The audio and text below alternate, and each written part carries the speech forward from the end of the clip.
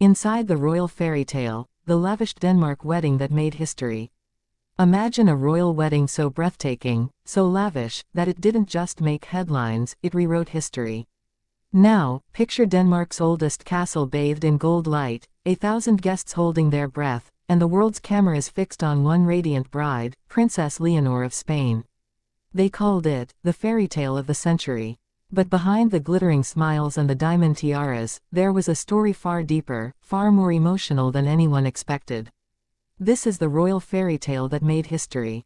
When Princess Leonor, heir to the Spanish throne, and Prince Christian of Denmark stood together at the altar in 2025, it wasn't just a wedding, it was a moment that united two monarchies, two nations, and millions of hearts.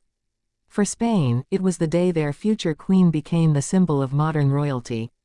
For Denmark, it was the day their crown prince found not just a wife, but a queen in waiting for all of Europe. The air outside Frederiksberg Castle that morning was electric. Thousands had gathered hours before dawn. Flags of Spain and Denmark fluttered side by side. Journalists called it the most anticipated royal wedding since William and Kate's, but this one had a different kind of magic, a European unity built not on politics but on love. Leonor's carriage, drawn by white horses, moved slowly through the streets of Hillerød. The crowd erupted as she waved, calm yet visibly emotional. Her dress, a masterpiece by Spanish designer Lorenzo Caprile, was a tribute to both nations, silk woven in Madrid, lace from Copenhagen, and a train embroidered with the royal symbols of Spain and Denmark intertwined. Inside the cathedral, the scent of roses and jasmine filled the air. The aisle stretched endlessly, lined with candles that glowed like stars. And there he stood, Prince Christian, tall, composed, wearing the Danish naval uniform once worn by his father, Crown Prince Frederik, on his own wedding day. When their eyes met, the whispers faded. The world seemed to hold its breath. Today, Leonor would later say, "I marry not only the man I love, but the destiny I was born into."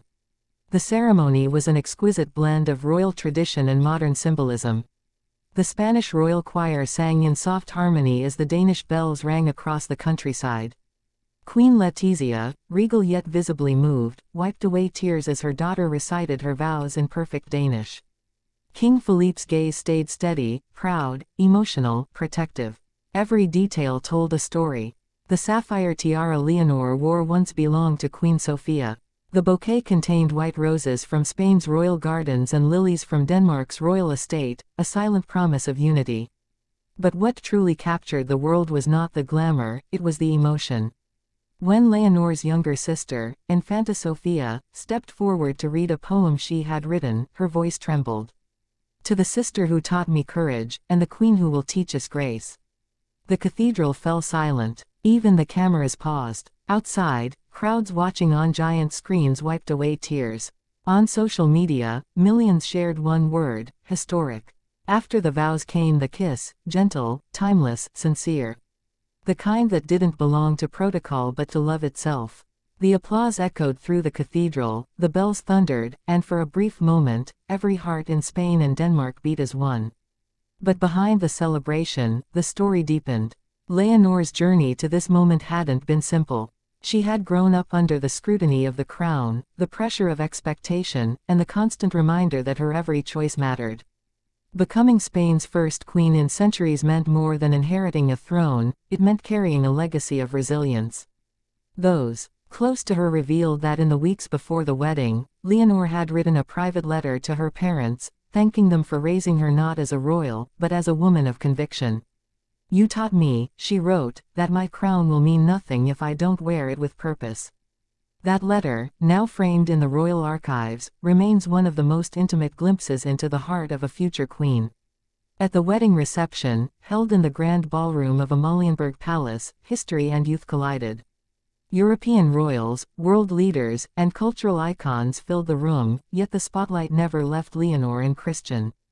Their first dance, set to a modern orchestral rendition of "Can't Help Falling in Love," was nothing short of cinematic. Queen Margrethe of Denmark, with her characteristic grace, toasted the couple, "You remind us that royalty is not about bloodlines, it's about love that endures." The evening unfolded like a dream. Tables adorned with golden lilies, crystal chandeliers reflecting the soft glow of candlelight, and laughter echoing through royal halls that had seen centuries of history. But perhaps the most moving moment came later, when Leonor gave her own speech. Her voice steady, her words simple yet powerful. Today is not just the joining of two royal houses. It's the joining of two souls raised in different worlds, now united in one purpose: to serve, to lead, and to love. Her words were met with a standing ovation. Even the most seasoned royal watchers admitted, this was not a princess stepping into history. This was a queen being born. And as the night drew on, as fireworks illuminated the Danish sky, the world realized they weren't just witnessing a royal wedding. They were witnessing a new chapter in Europe's story, a moment where tradition met modernity and duty met devotion. In Spain, cities erupted in celebration. Public squares filled with music and joy. Elderly couples danced to old royal marches, and young children waved Spanish flags with Leonor's initials stitched in gold. News anchors called it the day Spain's heart crossed the sea. But why did this wedding, above all others, touch so many people? Perhaps because it reminded the world that even among palaces and crowns, love remains the great equalizer. That even the most powerful are still human, capable of trembling hands, tearful smiles, and whispered vows that echo through time. And for Princess Leonor and Prince Christian, their union became more than a royal duty. It became a symbol, a bridge between nations, and a promise that the future of monarchy could still be rooted in humanity. As dawn rose over Denmark the next morning, Leonor looked out her window at the quiet gardens below. The celebrations had ended, but something greater had begun. She was now not just the Princess of Spain, nor the bride of Denmark's prince.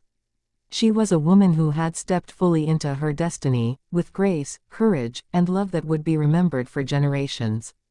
This was not just a royal wedding. This was history, wrapped in lace and light. A love story written in the language of two nations. And told forever as the royal fairy tale that made history.